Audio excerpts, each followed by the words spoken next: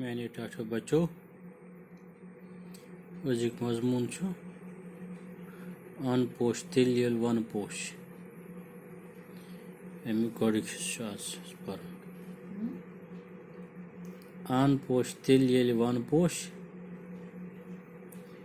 छु शेखुल आलम सुंद दोप तो आज छु यह तिथे अहम तो लगहार युथ यह शेखुल आलम रहमतुल्लाह अलैह सद जमान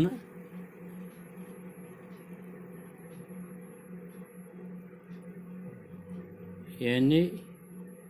आज ब्रो अलपल 650 वरी लगहार ओस वन सन बोड़ अर्जत वनन हंद कुल वहरी यस सरसब्ज रोजान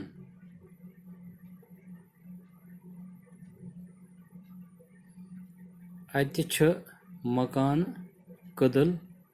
हाउस बोट तो जमींदारी हंद सामान बनावन खतर लकर पाथा वन छ जालुन याफ थावान कागज तो रबर बनावन खतर छ अस वनन हंद कुल खाम माल मुहैया करान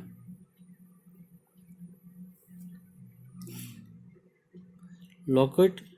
बूट तो पोश सोलब आसान इमन दवा छ बनावन इवान वन छ असे अन दिवान यम छ जमीनस रुड गसन निश बचावान सर्वोक रूद पेन सत छ जमीन रुड गसान मगर वनन हंद कुल छ रूद मलो किन पानस अंदर शपरावान तो जमीनस फाट